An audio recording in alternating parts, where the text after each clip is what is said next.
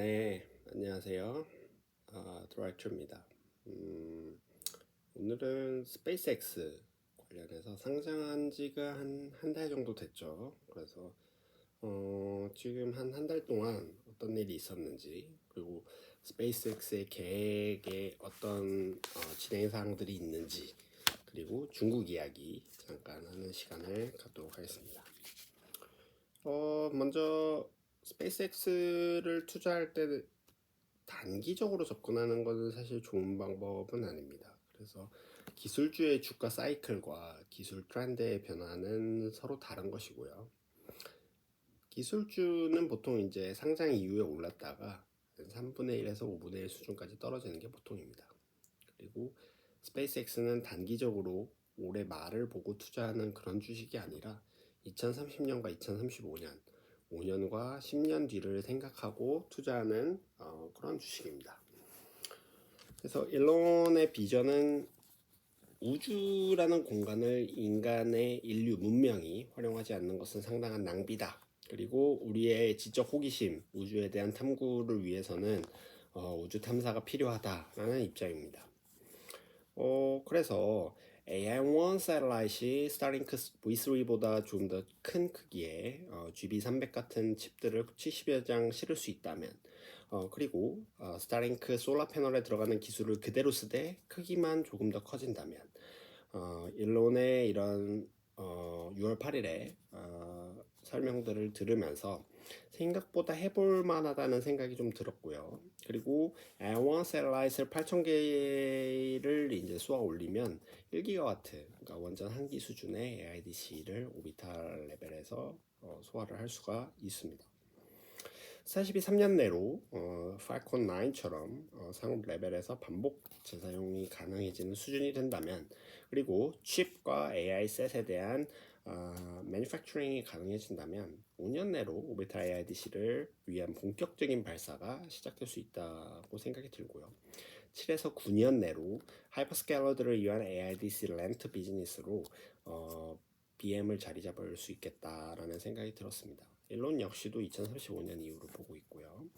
일론이 최근에 자주 하는 얘기 중에 하나가 Think Bigger입니다. 그래서 더 크게 생각해라. 그래서 나사의 그 아르테미스 프로젝트를 통해서 달의 기지를 건설을 하고 지구에서 일정 수준의 칩을 공수할 수 있다면 에어원 셀라이트를 달에서 만들고 지구의 6분의 1인 달의 중력과 희미한 달 대기라는 환경을 10분 활용해서 전자기장 레일건을 통해서 손쉽게 대량으로 위성을 딥스페이스로 보낼 수 있다. 이런 미래에 대해서 상당히 이제 가슴 뛰는 얘기가 아닐 수가 없고요. 낭만이 있는 얘기죠. 그리고 이제 우주를 통해서 우리 미래 세대인 아이들이 엔지니어링의 열정과 영감을 갖고 우리 인류가 가진 여러 공학적인 문제들을 풀어가는 데 집중할 수 있는 환경을 제공하는 것이 더 중요하지 않나라는 생각도 해보게 됩니다. 그래서 20년 뒤에는 토성 관광도 가능하다고 생각이 들고요. 이런 미래에 이제 설레지 않는다면은 도대체 무슨 미래에 가슴이 설레야 되냐라는 생각도 듭니다. 그래서 스페이스X에 대한 좀 그로서리, 주요 컨셉들과 개념들을 좀 말씀을 드리려고 하고요.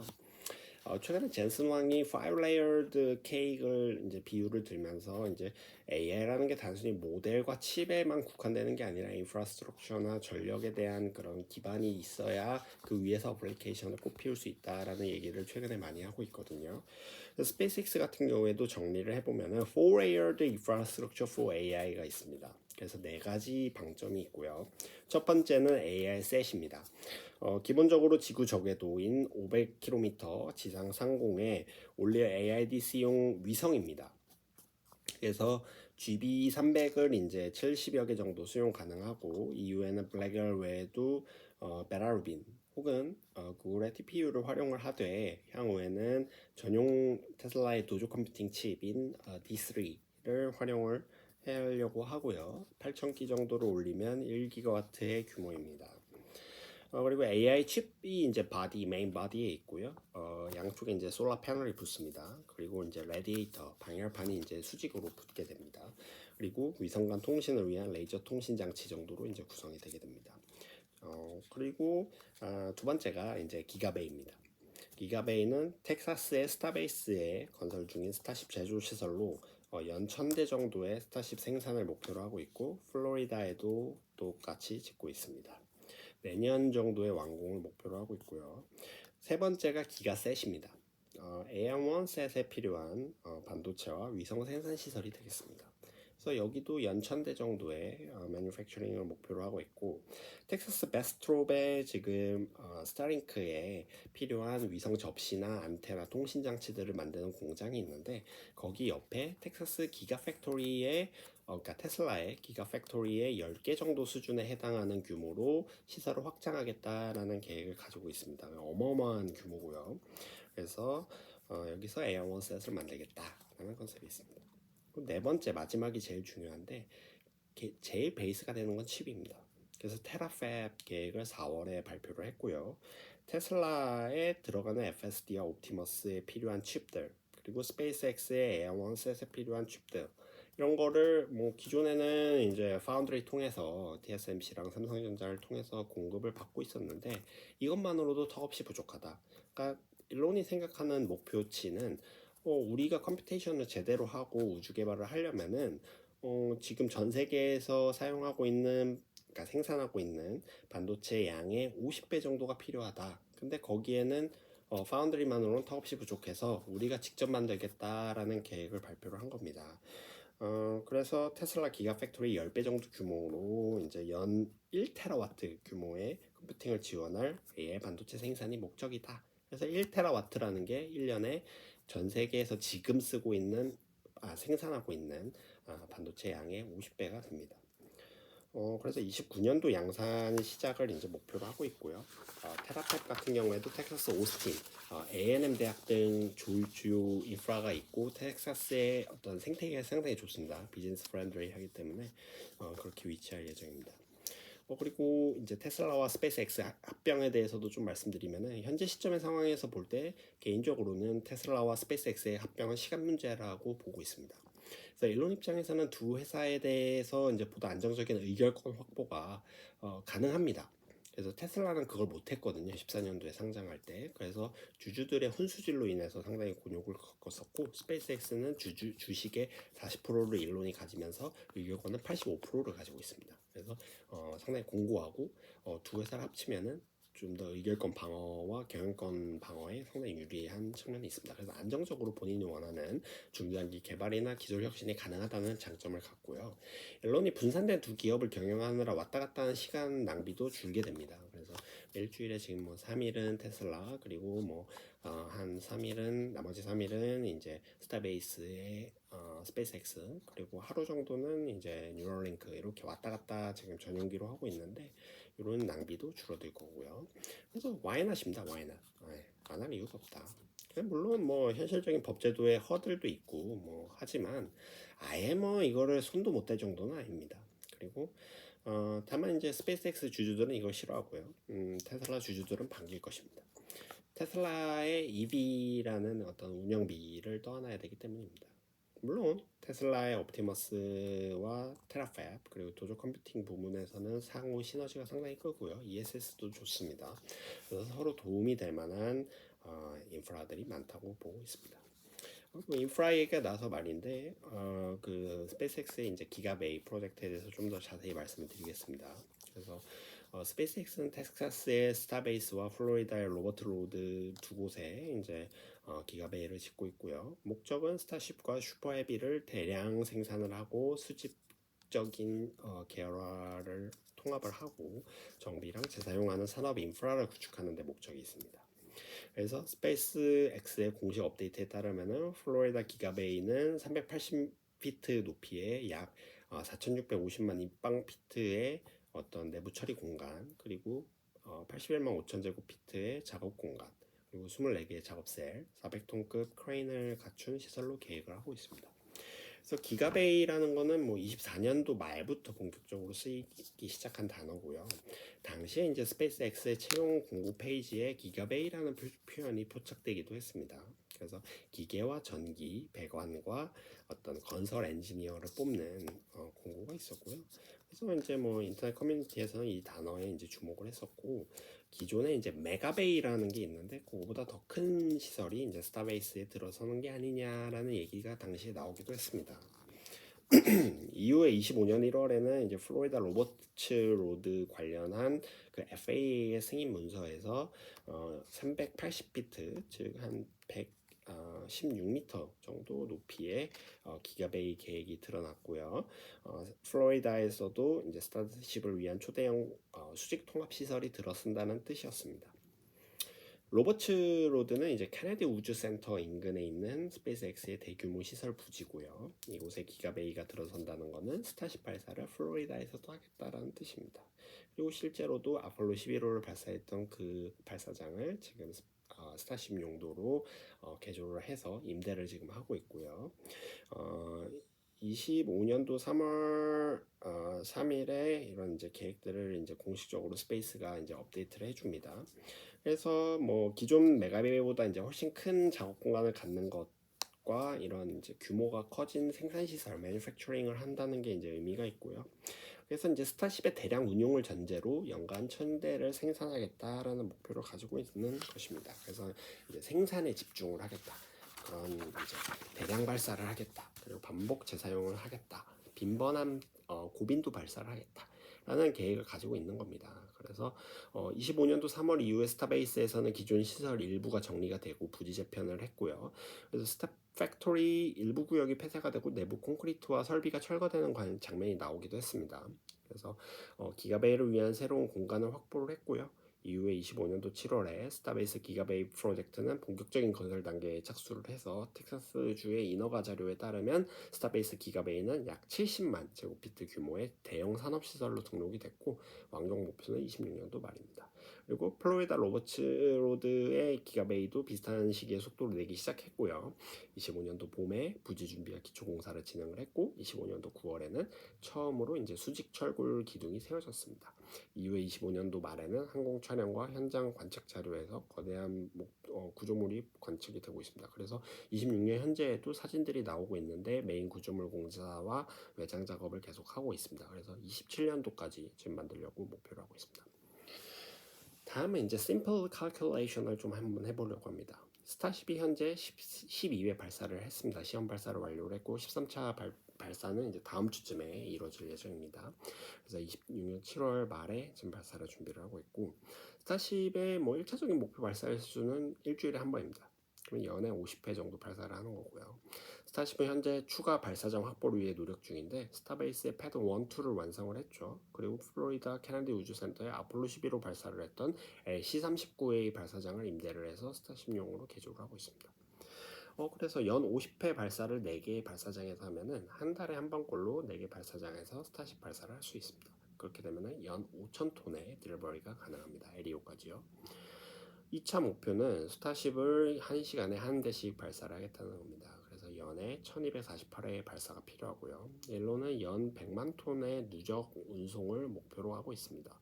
이를 위해서는 발사장 32개를 갖추고 1시간에 한 대씩 발사를 하는 게 필요합니다. 여기에는 전제되는 게 스타쉽의 1, 2단 회수 및 반복 재사용이 필요합니다.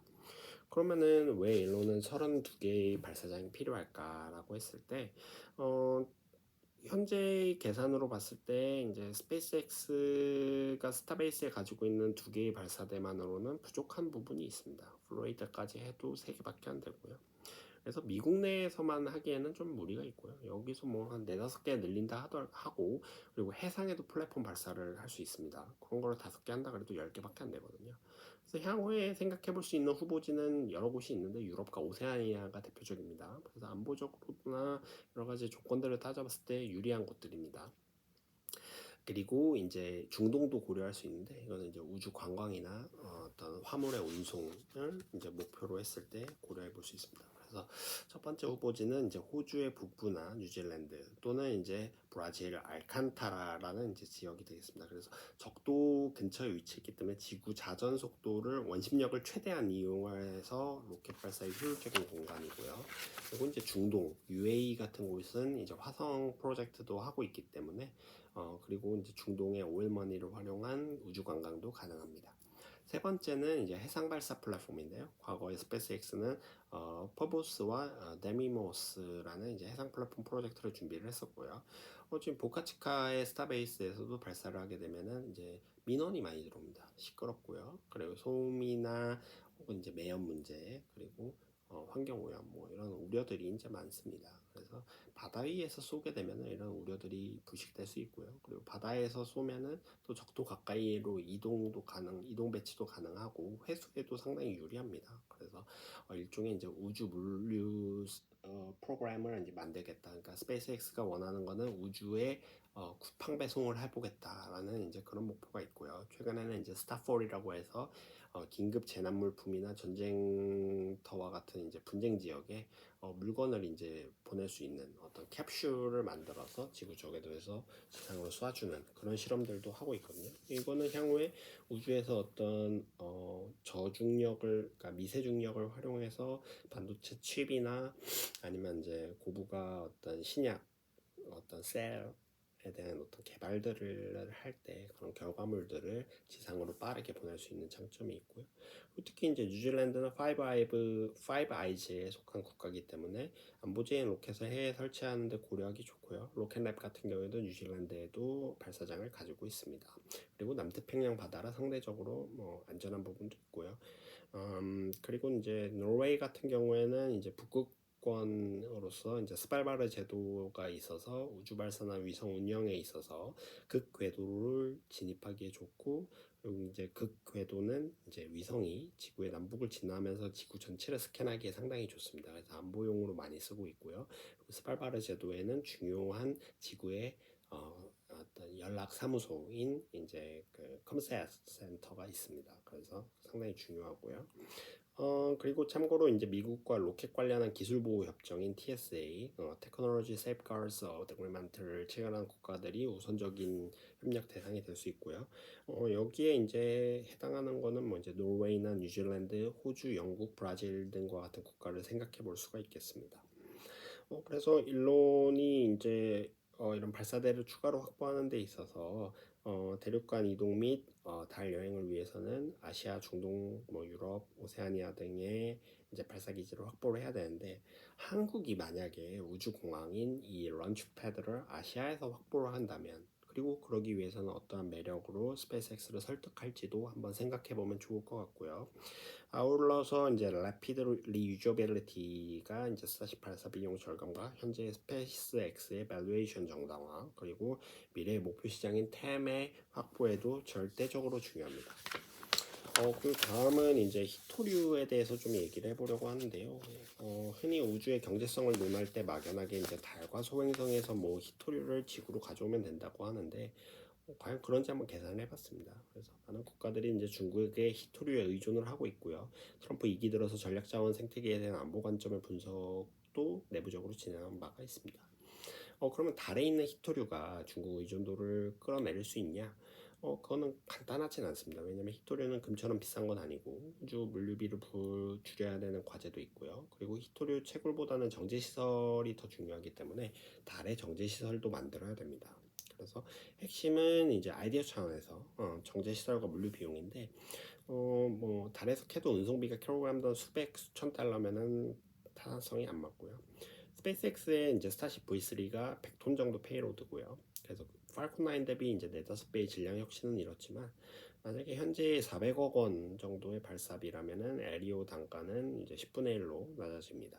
하지만 달 물류와 히토류 경제성을 만들려면은 여기보다 10배인 40억 원 정도 수준으로 발사비를 낮춰냅니다. 이는 지구적 궤도가 아니라 지구에서 달까지 38만 5천 킬로미터로 떨어져 있기 때문에 연료와 시간이 더 들어가기 때문입니다. 그리고 지구적 궤도에서 두 대의 스타쉽이 연료 교환도 해서 하는 것도 이제 고려를 해야 되고요.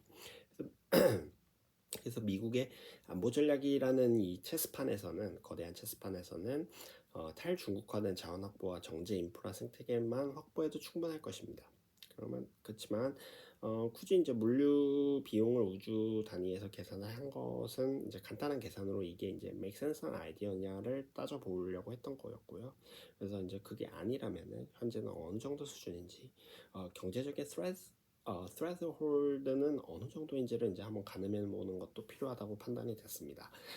그리고 이제 저 구상을 위해서는 단순히 달에서 원석을 지구로 그냥 가져오는 건 안 되고요. 경제적으로 최선성이 안 맞고 달 기지에서 원석 채굴과 분류 그리고 정제를 위한 시설들을 갖춰야 됩니다. 여기는 이제 수조 원의 이상의 수십조 원의 인프라스트럭처에 대한 투자가 필요하고요. 그리고 달 기지에 대한 구상은 아르테미스 4, 5 이후의 얘기이기 때문에 빨라야 2035년 전후입니다. 그래서 이와 같은 시간표를 미국과 중국, 러시아가 동일하게 목표로 삼고 있습니다. 하지만 달에서 지구로 만약에 정제 히토리를 보낸다고 하면은 달의 적은 중력을 활용해서 전자기장 레일로 보내는 것도 에어원 사라이처럼 이제 가능하고요. 그리고 지구 저궤도에서 스타포 방식으로 투하하는 아이디어를 통해서 비용을 추가로 절감을 할 수도 있습니다.